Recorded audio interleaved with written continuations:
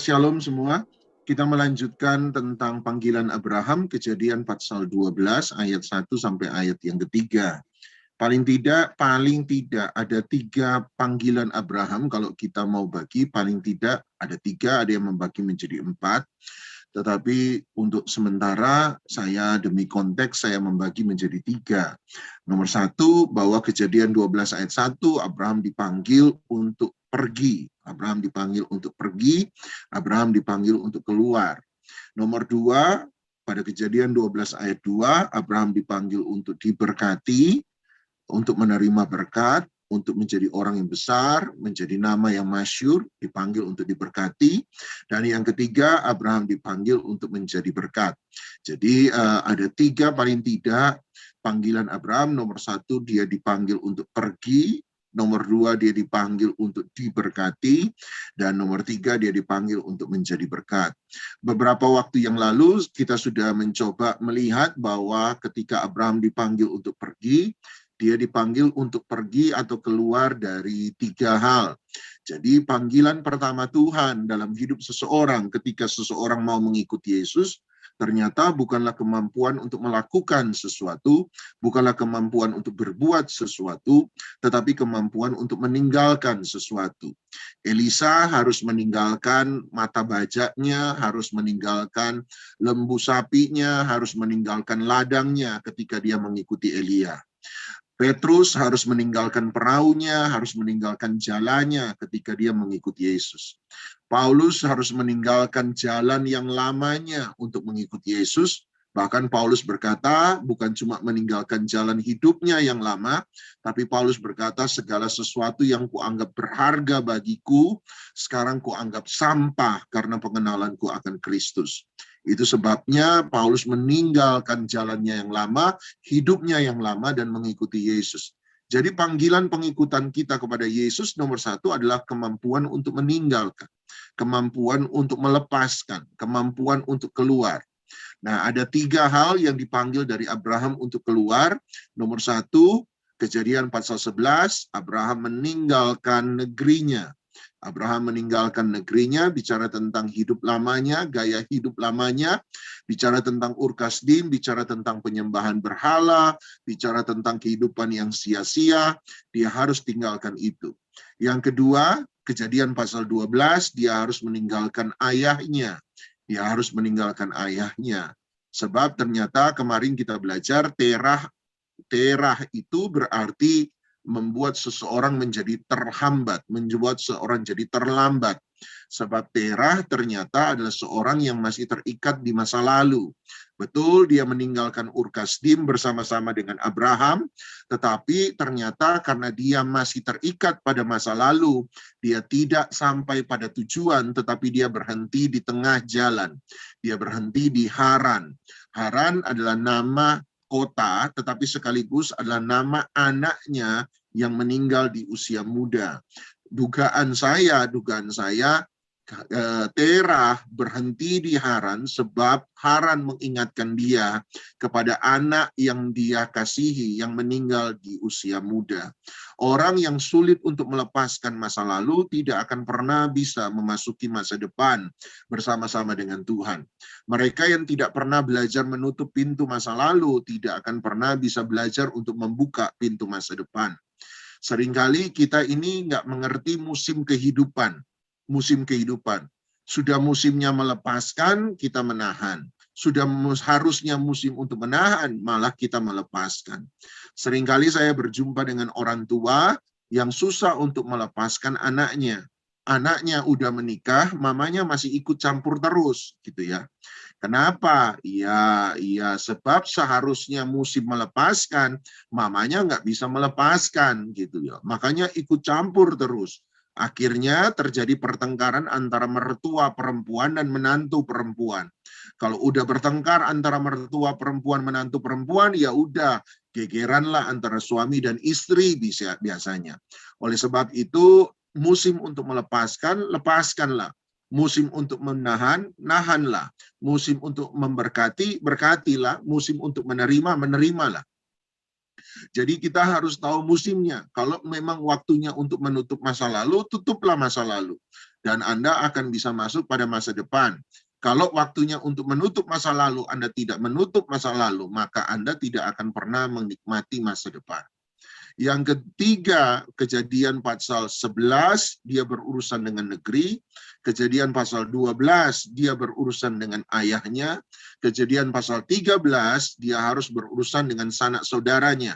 Sebab Abraham disuruh keluar dari sanak saudaranya juga. Tetapi ternyata ada satu sanak saudara, yaitu keponakannya yang mengikuti dia, yaitu Lot. Itu sebabnya Kejadian 13 kita menemukan bahwa Abraham harus berpisah dengan Lot. Seringkali perpisahan bukanlah sesuatu yang buruk. Kalau memang perpisahan itu harus terjadi, biarlah perpisahan itu terjadi dengan baik. Sekali lagi ya, perpisahan itu seringkali bukanlah sesuatu yang buruk. Kalau memang perpisahan itu harus terjadi, tetapi berpisahlah dengan sesuatu yang baik. Yang susah adalah ketika perpisahan itu terjadi karena gegeran, karena berkelahi, karena otot-ototan, karena keras satu sama lain. Itu yang jelek buat saya. Abraham berpisah dengan Lot bukan sesuatu yang buruk menurut saya. Biarlah itu sesuatu yang baik. Persoalannya adalah kenapa Tuhan menyuruh Abraham harus melepaskan Lot. Gampang, sebab Lot, saya coba presentasikan kepada Anda, Lot adalah orang yang kehilangan figur ayah. Kenapa orang yang kehilangan figur ayah tidak bisa ikut dengan Abraham? Gampang jawabannya. Sebab kemarin saya berkata salah satu panggilan Abraham adalah menjadi berkat for all families. Kalau Anda baca bahasa Inggris. For all families, menjadi berkat bagi semua keluarga. Bagaimana kita bisa menjadi berkat bagi keluarga orang lain kalau kita sendiri masih punya kesulitan dan punya masalah dalam keluarga kita sendiri? Itu persoalannya. Orang yang tidak punya hati Bapa, orang yang kehilangan hati Bapa, dia tidak akan bisa menjadi berkat bagi orang lain. Abraham harus berpisah dengan Lot bukan karena Lot buruk. Abraham harus berpisah karena Lot sebab panggilan Abraham adalah sesuatu yang tidak akan pernah bisa dijalani oleh Lot. Oleh sebab itu Tuhan menyuruh Abraham untuk berpisah dengan Lot. Sekarang kita akan melihat panggilan Abraham yang kedua, menjadi berkat. Nah, ini buat saya agak menarik. Kalau hanya sekedar panggilan Abraham menerima berkat dan menjadi berkat, panggilan kedua dan ketiga, buat saya no problem. Ini akan sangat cocok. Tetapi panggilan untuk menerima berkat, Kejadian 12 ayat 2, dan panggilan untuk menjadi berkat, Kejadian 12 ayat 3, itu akan menjadi aneh sebab didahului oleh panggilan untuk melepaskan. Nah, coba Anda renungkan sebentar ya. Tuhan menyuruh Abraham melepaskan segala sesuatu, tapi anehnya setelah Abraham melepaskan, tiba-tiba Abraham dipanggil untuk menerima berkat. Maafkan saya agak lebih cepat. Coba Anda lihat ke 1 Petrus pasal yang ketiga. Maafkan saya melangkah terlalu cepat, tapi Anda lihat 1 Petrus pasal yang ketiga, bahwa memang panggilan kita sama seperti panggilan Abraham adalah panggilan untuk menerima berkat. Panggilan untuk menerima berkat dan panggilan untuk menjadi berkat. 1 Petrus 3 ayat 8. 1 Petrus 3 ayat 8. Petrus sangat bagus sekali ketika menjelaskan tentang panggilan menjadi berkat dan menerima berkat. 1 Petrus 3 ayat 8, Petrus berkata begini, dan akhirnya hendaklah kamu semua seia sekata seperasaan, mengasihi saudara-saudara, penyayang dan rendah hati.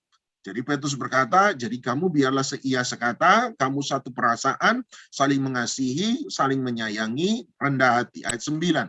Dan janganlah membalas kejahatan dengan kejahatan, atau caci maki dengan caci maki. Tetapi sebaliknya, hendaklah kamu memberkati. Nah, ini memang panggilan kita adalah panggilan untuk menjadi berkat. Dia berkata, jangan kamu membalas kejahatan dengan kejahatan. Tuhan Yesus mengajar, balaslah kejahatan dengan kebaikan. Sebab kalau Anda membalas kejahatan dan kejahatan, ketika kita bereaksi dengan kesalahan, maka kita cenderung untuk melakukan kesalahan yang baru. Sekali lagi ya.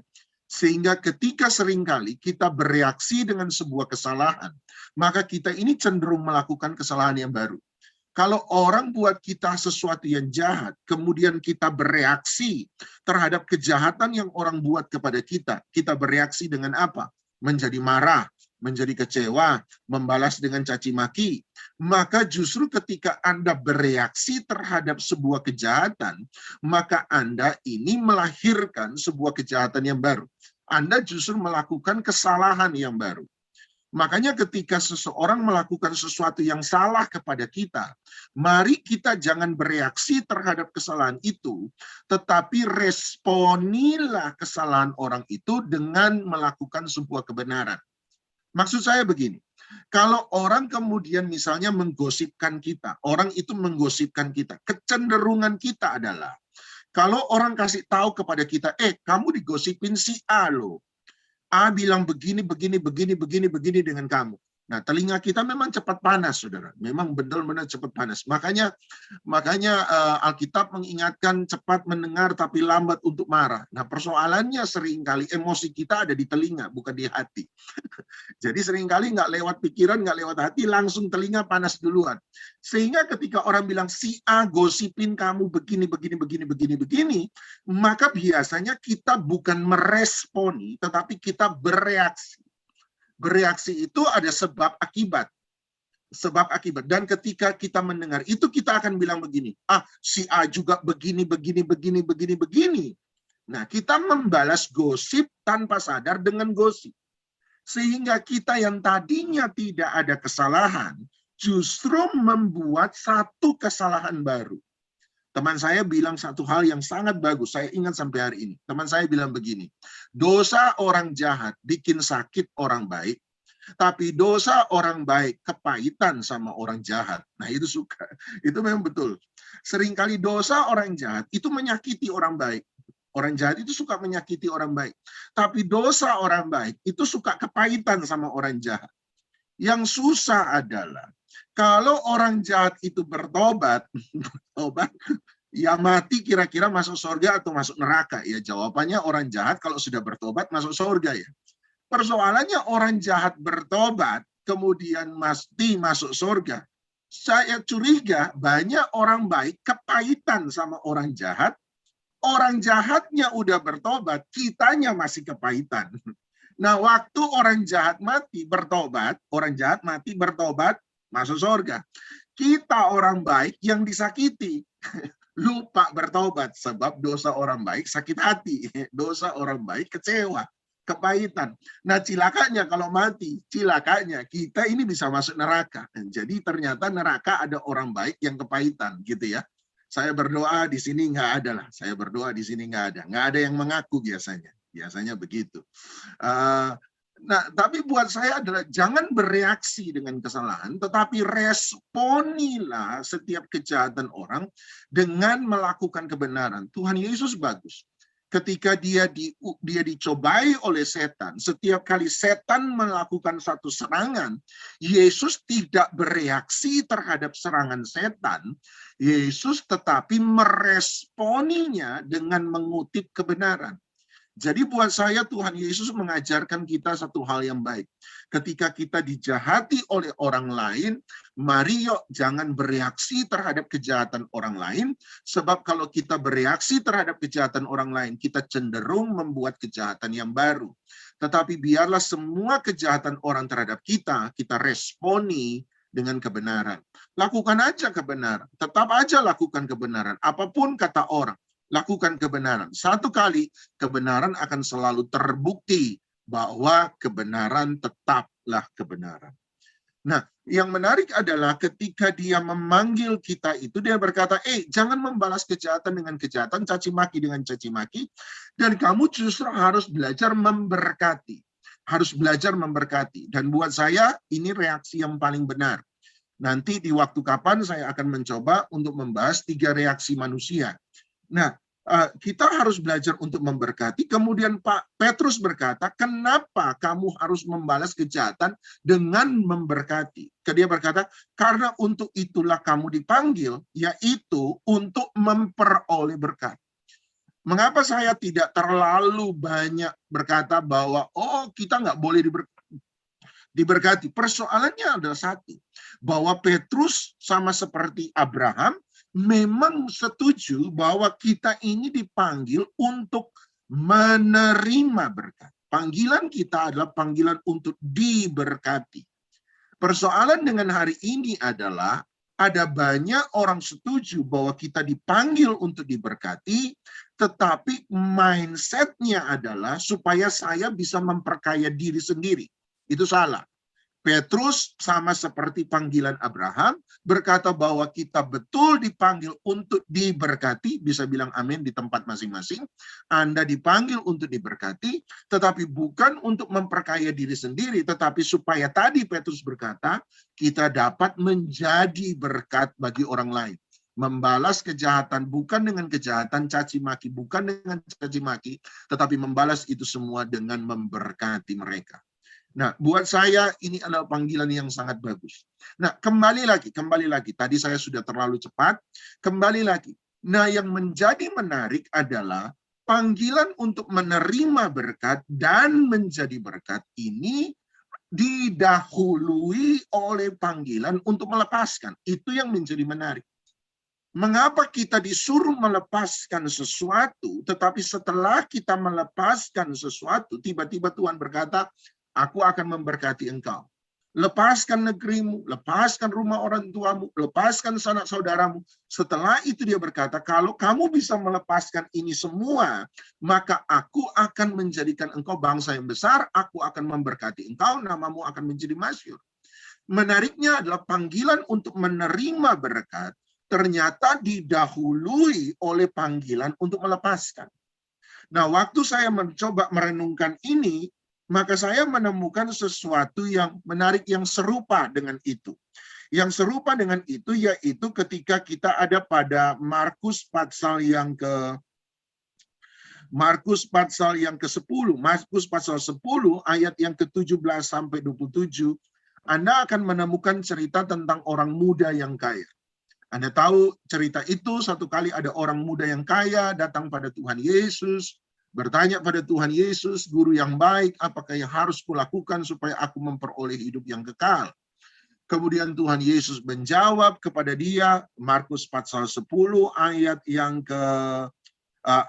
ke-19, Markus 10:19, Tuhan Yesus menjawab, engkau telah mengetahui segala perintah Allah, jangan membunuh, jangan berzina, jangan mencuri, jangan mengucapkan saksi dusta, jangan mengurangi hak orang, hormatilah ayahmu dan ibumu.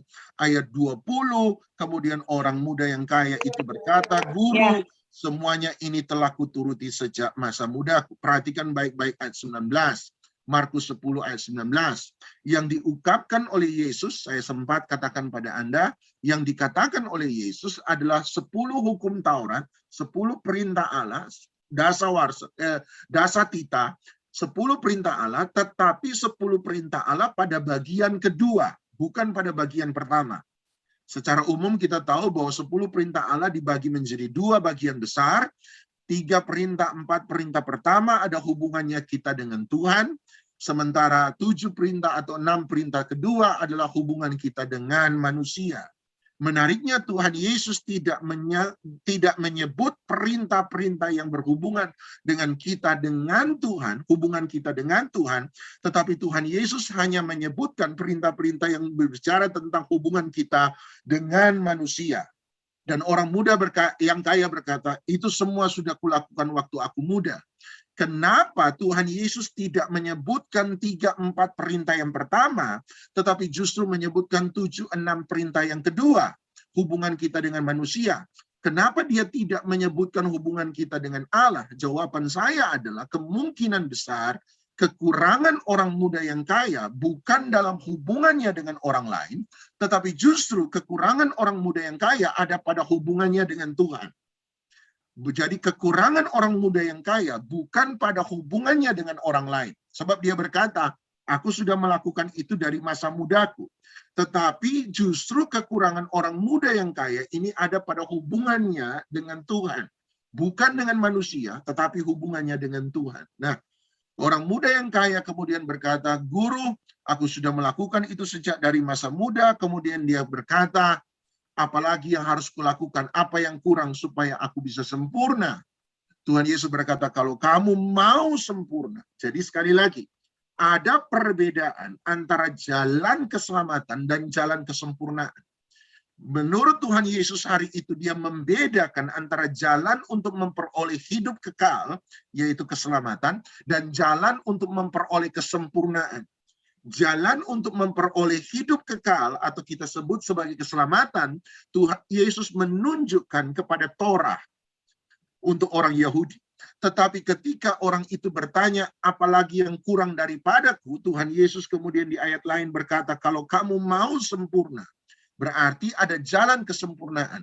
Jalan kesempurnaan ada pada mengikut Tuhan.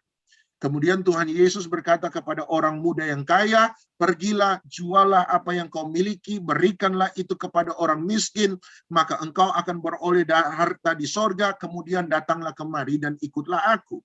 Ayat 22. Mendengar perkataan itu, dia menjadi kecewa, lalu pergi dengan sedih sebab banyak hartanya. Ayat 23. Jadi dia meninggalkan Yesus sebab banyak hartanya. Ingat saya katakan dari awal, kalau kita mau mengikut Yesus, kemampuan pertama yang harus kita miliki selalu ada kemampuan untuk melepaskan. Persoalannya adalah orang muda yang kaya ini tidak mampu untuk melepaskan sebab tidak mampu mengikut Yesus sebab dia tidak punya kemampuan untuk melepaskan.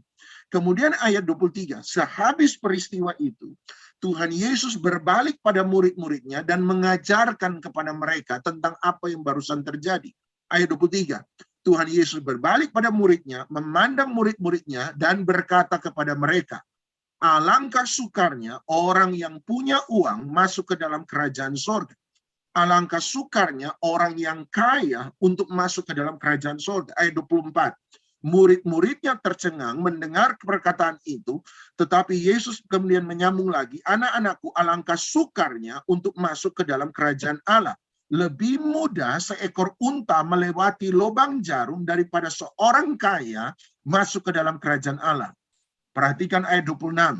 Markus 10 ayat 26. Mereka makin gempar dan berkata kepada seorang yang lain, jika demikian siapakah yang dapat diselamatkan? Anda lihat gini, pemikiran murid-murid adalah seharusnya orang kaya lebih mudah masuk kerajaan sorga. Mereka berpikir begitu. Sebab dalam pemikiran murid-murid, orang kaya punya fasilitas yang lebih baik. Orang kaya tidak akan mengalami godaan yang lebih banyak sebab mereka punya kekayaan. Tetapi Tuhan Yesus sebaliknya membalik pemikiran mereka dan berkata, justru yang sukar masuk kerajaan sorga bukan mereka yang sedikit dalam keuangan, sedikit dalam kepemilikan, tetapi mereka yang sukar masuk kerajaan sorga adalah mereka yang memiliki banyak dalam kepemilikan. Itu yang dia coba ajarkan. Itu yang membuat mereka gempar. Mereka pikir kalau yang kaya saja susah masuk sorga, gimana yang miskin? Tuhan Yesus berkata terbalik. Justru lebih gampang orang miskin masuk kerajaan sorga daripada orang kaya masuk kerajaan sorga. Lihat, orang miskin kalau mau buat dosa, dia punya kemauan untuk buat dosa, tetapi belum tentu punya kemampuan untuk buat dosa. Tapi kalau orang kaya mau buat dosa, dia bukan hanya punya kemauan buat dosa, dia punya kemampuan untuk buat dosa. Sekali lagi, orang miskin boleh punya kemauan buat dosa, tetapi belum tentu punya kemampuan untuk buat dosa. Orang kaya sebaliknya, kalau dia punya kemauan untuk buat dosa, dia punya kemampuan untuk buat dosa. Gini, orang miskin mau istri 2, tolong mikir. Istri 1 saja sudah nggak keurus, apalagi istri 2. Orang kaya mau punya simpanan 5, gampang. Masing-masing simpanan ditaruh di satu apartemen sederhana. Sebab dia punya kemampuan untuk buat dosa. Godaan yang lebih besar datang bukan kepada mereka yang secara keuangan kurang. Godaan yang lebih besar akan selalu muncul kepada mereka yang punya keuangan lebih.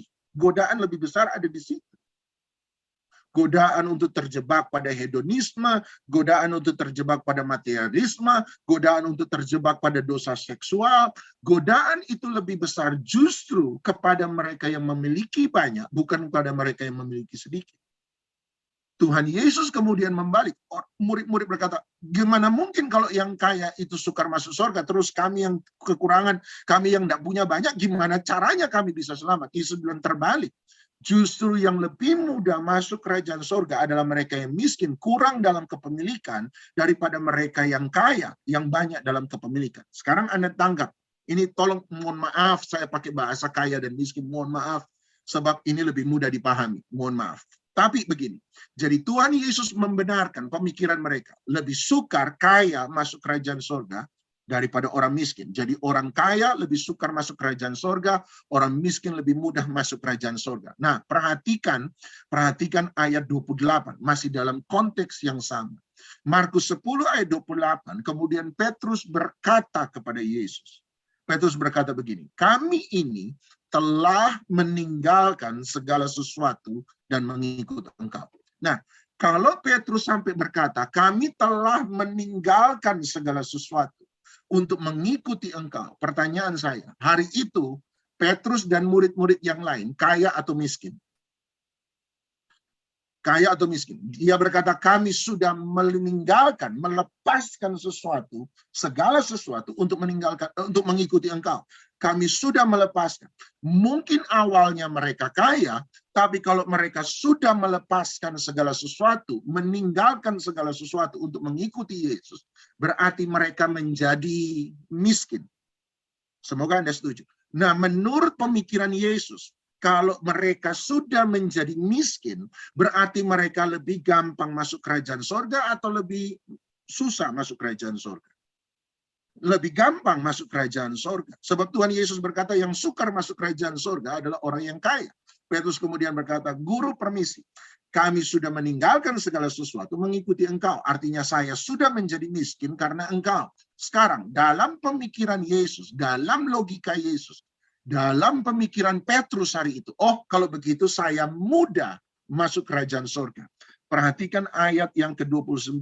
Tuhan Yesus kemudian berkata, baik, jawab Yesus, aku berkata kepadamu, sesungguhnya setiap orang yang karena aku dan karena Injil meninggalkan rumahnya, saudaranya laki-laki, saudaranya perempuan, ibunya atau bapaknya, anak-anaknya atau ladangnya, orang itu sekarang, bukan nanti, sekarang pada masa ini juga akan menerima kembali berapa? 100 kali lipat. Rumah, saudara laki-laki, saudara perempuan, ibu, anak, dan ladang, sekalipun disertai berbagai penganiayaan, dan pada zaman yang akan datang, dia akan menerima hidup yang kekal. Petrus berkata, guru, permisi, saya sudah meninggalkan segala sesuatu mengikuti engkau. Berarti saya sudah jadi miskin. Kalau saya sudah jadi miskin, berarti saya sudah kurang dalam kepemilikan, berarti saya lebih mudah masuk kerajaan surga. Tuhan Yesus berkata, baik, sekarang karena kamu sudah meninggalkan segala sesuatu untuk mengikuti engkau, seharusnya kamu sudah jadi miskin, berarti kamu sudah mudah masuk kerajaan surga. Oke? Sekarang Tuhan Yesus berkata, tapi ada satu hal yang kamu harus tahu. Semua yang meninggalkan ayahnya, ibunya, rumahnya, ladangnya, harta pemilikannya, saudaranya laki-laki, saudaranya perempuan, karena aku dan kebenaran, maka hari ini juga, masa ini juga, dia akan menerima 100 kali lipat dari apa yang dia tinggalkan. Dia akan menerima 100 kali lipat rumah, 100 kali lipat ladang, 100 kali lipat ayah, ibu, saudara laki-laki, saudara perempuan. Nah sekarang saya tanya Bapak Ibu, tolong dijawab di tempat masing-masing. Petrus berkata, saya sudah meninggalkan segala sesuatu, berarti sudah jadi miskin. Tuhan Yesus berkata, oke, mereka yang meninggalkan segala sesuatu karena aku dan karena kebenaran, maka dia akan menerima 100 kali lipat. Sekarang saya tanya, Petrus tinggalkan segala sesuatu jadi miskin, Tuhan Yesus berkata, sekarang aku kembalikan 100 kali lipat. Jadi Petrus tetap miskin atau tambah kaya? Tambah kaya. Kalau Petrus tambah kaya, berarti Petrus gampang masuk kerajaan surga atau sukar masuk kerajaan surga? Mohon maaf buat Anda pusing. Petrus bilang, saya sudah miskin. Sekarang saya gampang masuk kerajaan surga. Tuhan Yesus bilang, tunggu sebentar. Mereka yang meninggalkan segala sesuatu karena aku kembalikan 100 kali lipat. Petrus berkata, berarti tambah kaya dong. Tuhan Yesus berkata, benar. Kalau tambah kaya, berarti tambah gampang atau tambah sukar masuk kerajaan surga? Muter saja Bapak Ibu. Pertanyaannya adalah, itu yang saya mau katakan, itu yang saya mau ajukan. Kenapa dia menyuruh kita meninggalkan segala sesuatu, tetapi setelah kita meninggalkan segala sesuatu, tiba-tiba dia berkata, karena engkau meninggalkan segala sesuatu, karena aku, maka aku akan memberkati engkau. Bahkan dia berkata 100 kali lipat pada masa sekarang ini, bukan nanti. Dia bilang nantinya kamu akan memperoleh hidup yang kekal. Di masa yang akan datang, kamu akan memperoleh hidup kekal. Tapi masa sekarang, engkau yang memberikan, melepaskan karena aku akan kembalikan 100 kali lipat. Persoalannya adalah kalau Tuhan mau memberkati saya, kenapa dari awal Tuhan menyuruh saya untuk melepaskan segala sesuatu? Ini yang saya tangkap dan semoga ini menjadi berkat bagi Anda. Tuhan bisa memberkati mereka yang berani melepaskan segala sesuatu karena dia. Dan dia sanggup untuk memberkati 100 kali lipat sebab ini menurut saya. Mereka yang tidak lagi terikat kepada apa yang dia miliki selalu dapat dipercayakan satu harta yang besar. Dia suruh lepaskan supaya hati kita tidak terikat kepada kekayaan. Dan kalau hatimu tidak terikat lagi kepada kekayaan, pertanyaan saya, orang mana yang paling tepat untuk dipercayakan sebuah kekayaan yang besar? Orang yang bagaimana? Orang yang hatinya tidak lagi terikat kepada kekayaan. Dia suruh kita melepaskan. Dia berkata pada Abraham, tinggalkan. Dan kalau kamu bisa meninggalkan, and I will bless you. Aku akan memberkati engkau. Kenapa? Sebab aku temukan engkau bisa dipercaya. Saya berharap Anda bisa menangkap satu kebenaran sederhana ini. Jadilah orang yang bisa dipercaya. Dia memberkati sebab dia tahu satu hal. Hatimu tidak akan lagi terikat dengan kekayaan. Sebab sejak dari awal, engkau sudah berani melepaskan karena dia. Dan dia berkata, kalau kamu bisa dipercayakan berkat Tuhan yang besar, maka kamu akan bisa menjadi berkat bagi banyak orang. Kenapa? Sebab nggak mungkin kamu simpan sendiri. Nggak mungkin kamu tahan untuk dirimu sendiri. Tapi kamu akan bisa belajar untuk melepaskan dan memberkati orang lain. Sebab hatimu nggak ada di situ. Hatimu terikat kepada dia yang kamu ikuti. Yesus. Hari ini, yuk mari hati kita terikat sama Tuhan. Bukan pada hal-hal yang duniawi, tapi terikat pada Tuhan. Dan justru ketika hati kita terikat pada Tuhan, justru disitulah kita punya kemampuan untuk menjadi berkat. Sebab dia akan mempercayakan dan mempercayakan dan mempercayakan dan mempercayakan. Bukankah kita memang benar-benar bendaharanya Tuhan? Sebab dia mempercayakan kepada kita. Sebab hati kita tidak lagi terikat. Panggilan Abraham adalah panggilan kita semua. Panggilan apa? Panggilan untuk menjadi berkat. Panggilan untuk menerima berkat. Tetapi nomor satu, dia tidak mau hati kita terikat kepada hal-hal tersebut. Mari kita datang pada Tuhan. Siapkan perjamuan Anda.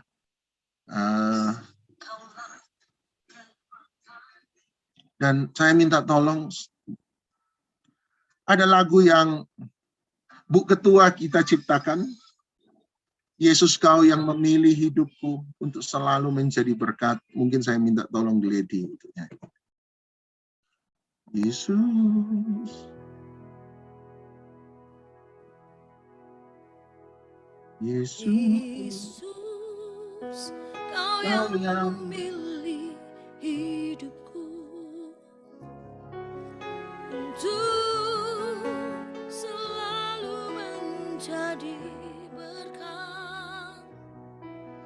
Biar kemuliaan-Mu lah yang selalu disanjung. Engkaulah penjunan sumber hidupku. Yesus kau yang memilih hidupku. Yesus, kau yang memilih hidupku untuk menjadi berkat. untuk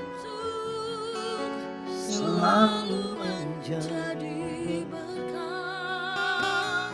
Biar kemuliaan Allah selalu disanjung. Engkaulah penjunan sumber hidupku. Dia memilih Anda dan saya supaya kita bisa menjadi berkat bagi orang lain. Tapi dia takut, saya tahu, Tuhan tahu, ngerti hati manusia. Kalau Anda dan saya masih terikat kepada berkat yang dia akan percayakan, kita nggak akan pernah jadi berkat bagi orang lain. Justru berkat itu akan menjadi masalah bagi kita. Berkat itu akan menghancurkan kita. Oleh sebab itu dia panggil kita nomor satu. Berani melepaskan. Berani melepaskan. Dan kalau kita berani untuk melepaskan sesuatu karena Tuhan, maka kita akan melihat bahwa Tuhan sanggup mempercayakan kita dengan 100 kali lipat yang dia janjikan. Kapan itu tergenapi dalam murid-muridnya? Saya percaya satu hal, ketika gereja berdiri, hari Pentakosta terjadi.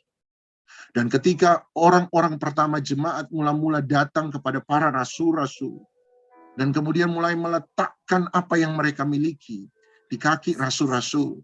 Saya percaya Petrus teringat bahwa Yesus pernah berkata, engkau yang bersedia melepaskan segala sesuatu karena aku, masa ini akan menerima 100 kali lipat. Hari itu mereka meninggalkan ayahnya dan ibunya untuk satu pelayanan misi kerajaan sorga yang luar biasa. Tetapi ketika jemaat gereja bertambah hari itu, mereka temukan ayah-ayah yang baru, ibu-ibu rohani juga yang baru. Mereka ketika melepaskan saudara-saudara laki-laki dan perempuan, mereka tinggalkan rumah karena misi kerajaan surga. Hari itu ketika gereja mula-mula bertumbuh, mereka menemukan saudara-saudara seiman yang baru. Dan saya percaya di situ Petrus teringat bahwa Yesus pernah berkata, engkau yang karena aku meninggalkan saudaramu laki-laki dan saudaramu perempuan, engkau yang karena aku meninggalkan ayahmu dan ibumu, engkau akan menerima 100 kali lipat dari apa yang engkau tinggalkan. Engkau akan menerima 100 kali lipat ayah, ibu, saudara laki-laki, saudara perempuan. Kok bisa? Ya itulah, waktu gereja jadi, tiba-tiba kita temukan saudara-saudara seiman. Hari ini, biarlah kita jadi saudara seiman, saling memperhatikan, saling menguatkan. Bukan membalas caci maki dengan caci maki. Bukan membalas gosip dengan gosip. Bukan membalas rumor dengan rumor. Tapi membalas berkat. Memberkati. Walaupun disakiti. Balas dengan berkat. Sebab kita dipanggil bukan untuk membalas dengan kejahatan. Kita dipanggil untuk membalas dengan berkat. Bukankah Yesus jadi teladan yang paling luar biasa? Hari itu dia punya alasan untuk mengutuk setiap orang yang menyakiti dia. Hari itu dia punya alasan ketika orang banyak berkata, turun dari salib. Panggil malaikat-malaikat untuk membela engkau. Dia punya alasan. Tapi hari itu Yesus justru berseru, Bapa, ampunilah mereka. Sebab mereka tidak pernah tahu apa yang mereka perbuat. Hari ini belajar dari Yesus. Kalau kita bersekutu dengan dia, kita belajar dari Yesus. Yesus, Kau yang memilih hidupku untuk untuk selalu menjadi berkat. Biar kemuliaan yang selalu disanjung. Engkaulah penjunan sumber hidup. Yesus, Kaulah yang memilih.